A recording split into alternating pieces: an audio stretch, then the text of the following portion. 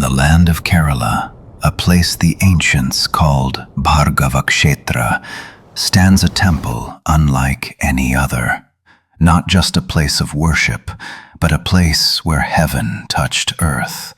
They call it Guruvayur. For centuries, this sacred abode has called millions home, into the shelter of faith, into the arms of peace. But to understand Guruvayur, we must go back, all the way back, to before the world began. At the very dawn of creation, Brahma, the creator of the universe, was giving form to existence itself, breathing life out of nothingness. But even as he was creating, he was troubled by a profound question. Every soul I bring into being will be bound by karma, birth, death, rebirth, an endless cycle with no way out. So Brahma did something remarkable. He, the creator of all, bowed his head and prayed to his own creator, Mahavishnu. And Lord Mahavishnu appeared. Brahma placed before him a single prayer. Lord, grant creation a path to liberation, a way beyond karma, a light beyond the cycle. Sri Mahavishnu, with divine compassion, invoking his own presence into it, created an eternal form upon the sacred Anjana stone. Not merely an idol, a form that transcends karma, that leads souls towards liberation and eternal truth. Ages passed, yugas turned. That sacred idol passed from Brahma's hands into the hands of a devoted king and queen, King Sutapas and his wife Prishni, both of them worshipping that idol with supreme devotion, desiring not power, but divinity itself. Renouncing worldly pleasures, performed intense penance for many years with one single prayer. Lord, give us a son like you. Vishnu himself was moved. He appeared before them and spoke, "Your love has bound even me. I will be born as your son, not once, but 3 times." In the Satya Yuga, the Lord was born as Prishnigarbha. He revealed to the world the power of purity, discipline, and divine self-control. For his devotee Dhruva, he created an eternal place in the universe. In the Treta Yuga, Sutapas and his wife Prishni were reborn as Kashyapa and Aditi. Lord Bhagavan incarnated as Vamana, taking birth as their divine son. In the court of the mighty Mahabali, little Vamana asked for just 3 feet of land. Mahabali granted his wish. In an instant, he became Trivikrama, filling the universe itself. 1 step for the earth, 1 step for the sky, and for the 3rd, Mahabali offered his own head.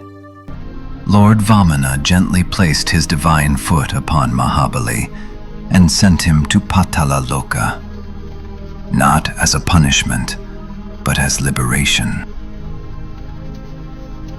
In the Dwapara Yuga, they came as Devaki and Vasudeva, and the Lord was born as Krishna. After the separation of Devaki and Vasudeva, Lord Krishna took that divine idol into his sacred hands, carrying memories, love, and dharma within his heart. Along with his family, he worshipped the divine idol with the deepest devotion. As the end of the Dwapara Yuga drew near, Bhagavan revealed to his beloved devotee Uddhava what was yet to come. Uddhava, in 7 days, the ocean will reclaim Dwarka. Everything will be lost, but one thing will rise above the waves, the sacred idol. When it appears, take it to Brihaspati, the guru of the gods. 7 days passed, the sea rose. Dwarka, the golden city, sank beneath the water without a trace. But divinity cannot be drowned. The sacred Anjana Shila rose to the surface, floating gently above the same waters that swallowed an empire. To fulfill the sacred duty entrusted to him, Uddhava met Brihaspati, the guru of the Devas, and after revealing everything to him, he journeyed toward Badarikashrama. Brihaspati arrived at the shore. The city was gone. Only the vast, restless ocean remained, and upon its surface, the eternal form of the Lord.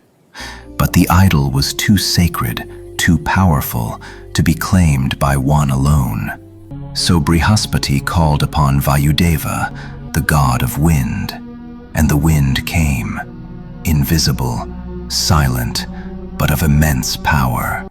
Together, Guru and Vayu guided the sacred idol up from the waters to the shore. They started a holy mission, and shielded by the divine itself, the sacred idol began its final journey.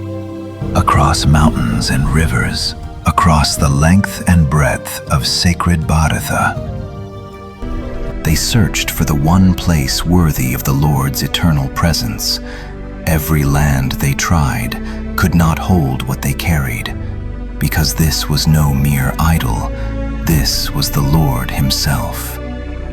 And then destiny led them south, to the shores of Bhargavakshetra, a place where rivers flowed with quiet grace, where wind moved like a prayer through the trees, where time itself seemed to stand still.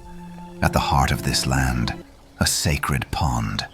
And there, Brihaspati and Vayu witnessed something they had not seen anywhere on their long journey. Shiva and Parvati dancing, lost in divine, eternal joy, with reverence.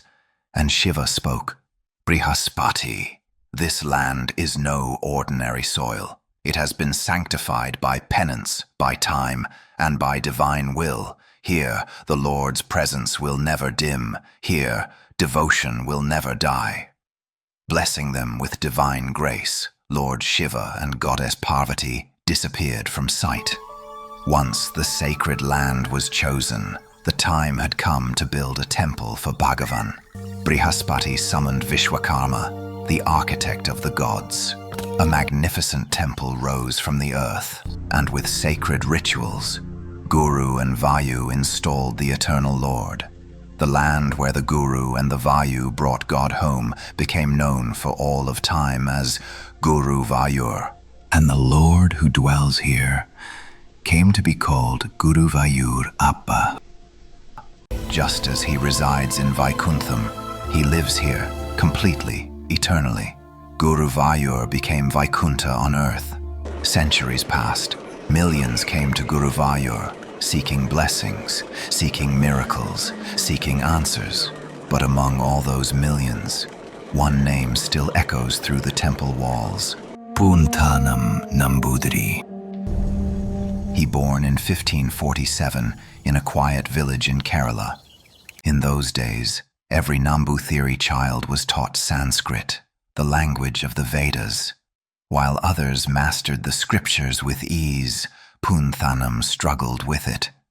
Sanskrit did not come naturally to him, but in Malayalam, his mother tongue, thoughts flowed through him like a river.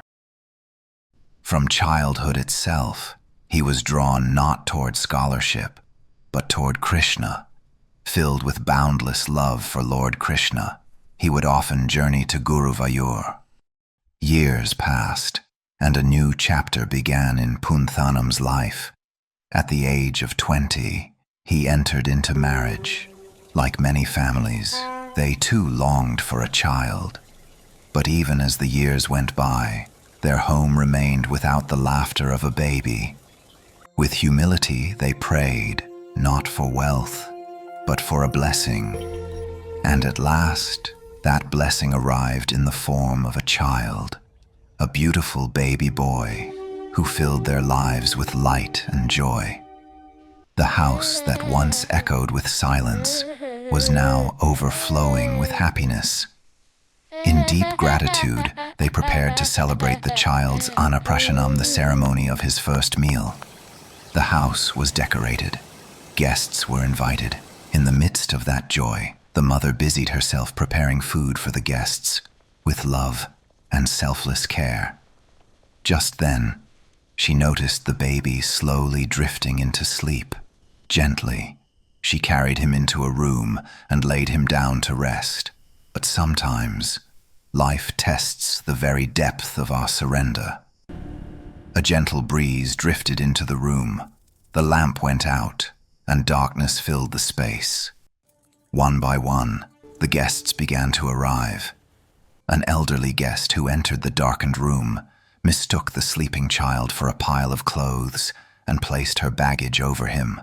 Others followed, doing the very same, and no one noticed. Beneath those layers of cloth, the child slowly suffocated and passed away. When the mother came back to wake her son, she found only cloth. With trembling hands, she searched and found what no mother should ever find.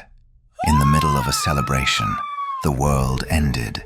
Poonthanam's world fell into silence. Grief pulled him into deep loneliness. Again and again, he stood before Guruvayurappan, seeking comfort.